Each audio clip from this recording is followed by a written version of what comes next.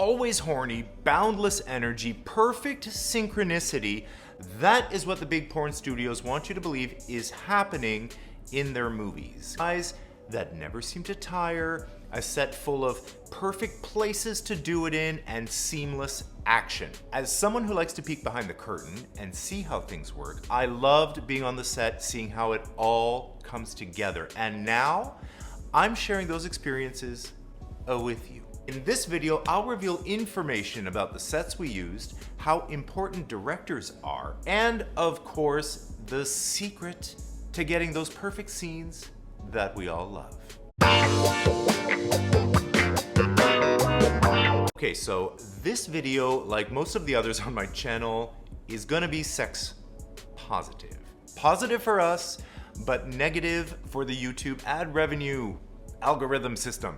And that's why your support means so much for me. By subscribing, liking, commenting, and or joining my Patreon page, like my newest patrons, John, Justin, Rice, Pierre, and Kent, who get perks like advanced access to episodes, bloopers, and behind the scenes content. Your monthly contribution helps keep this channel alive. Just go to patrickmarano.com.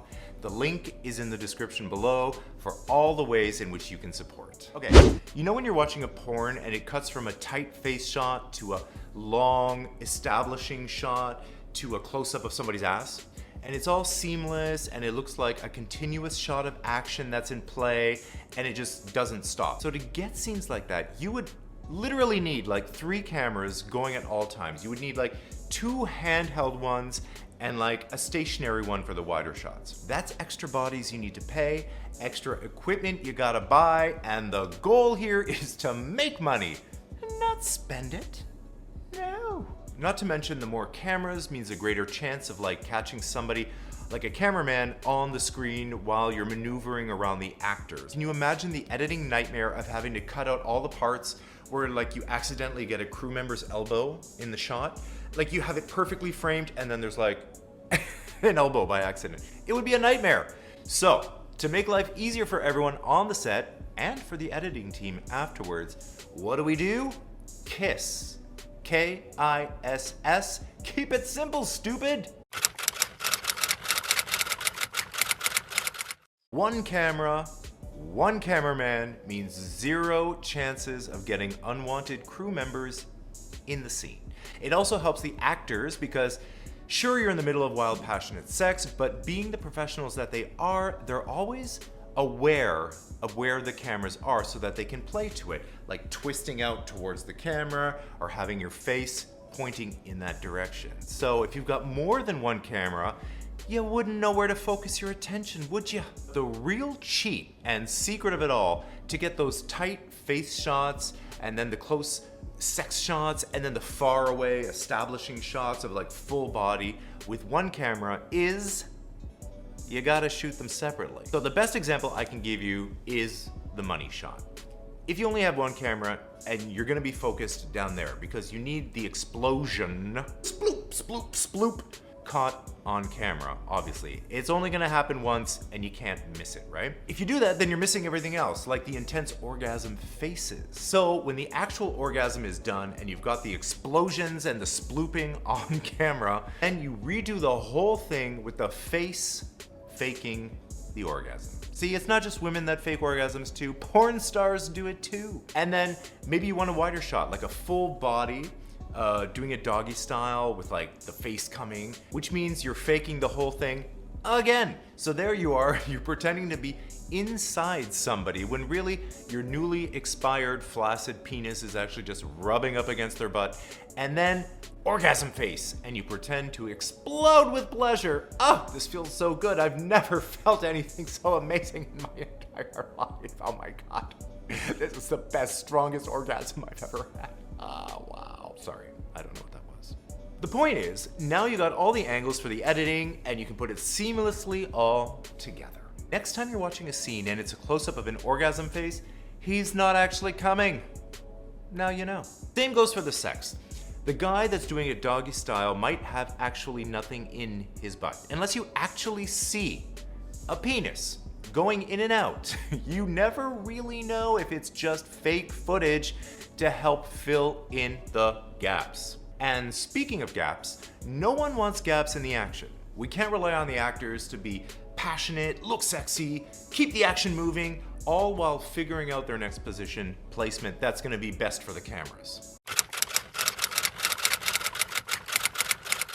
You might know their names, they win awards, they're part of every studio production, but during the filming of a scene, they are stealthily pulling the puppet strings unseen and unheard by the viewer in the final product. Directors are essential to a good flowing scene, and the good ones, like my friend Shishi LaRue, are always thinking one step ahead of what they're seeing while shouting encouragement and directions just out of sight while they watch you on a separate screen. Directors gotta think on their toes. Sure, they might have an idea of what they want going into filming, but like I mentioned before, porn stars are people. People can fail. We're only human. And sometimes you gotta just go with the flow. So one position or maneuver that you thought would look great might not, in reality, be working out. So directors are watching with the end result and the viewer in mind. So let's just say, there you are on your knees, your co-star has his legs in the air, you have your face buried in his butt, you're loving it, it's your jam, your favorite thing to do, and the passion is showing. A good director will let that action play out, recognizing how into it the actors are, because it's not always easy to capture true passion on camera. So when it happens, you let it happen. Like that scene I did with Shane Rollins in Whole Patrol when my face was buried in his backside. I was in heaven. But of course, that would make a pretty one-note scene, so the director has to keep it moving, which is essential to the scene that is interesting and provides variety. And speaking of variety, it would be pretty boring to shoot every scene of every movie in the same location.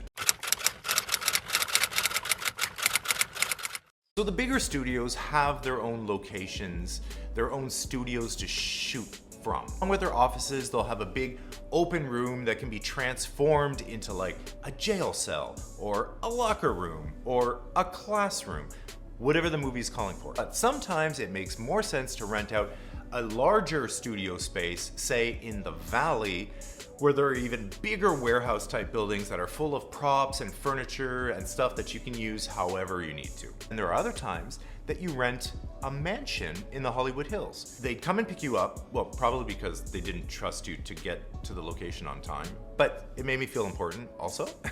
And then there'd be some like oversized McMansion with manicured lawns, views of downtown, LA to the ocean, crew members like milling about, setting up the lights and the makeup tables. I remember one of my favorite locations, filming in Mallorca, Spain, height of summer, the blazing sun is beating down on us as we filmed outside of this little stone house surrounded by the biggest aloe vera plants, and in the middle of the night I could hear sheep bleeping in the distance. Or filming at an abandoned factory in East Berlin with the exposed pipes and broken windows and concrete floors.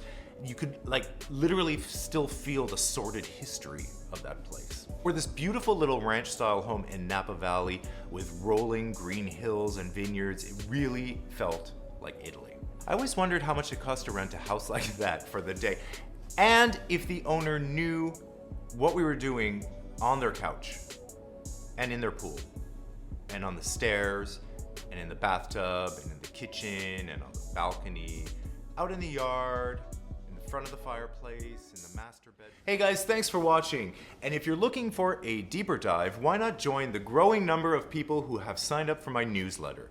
It's absolutely free and full of goodies that I don't share anywhere else. Just go to patrickmarano.com and I'll see you in the next video.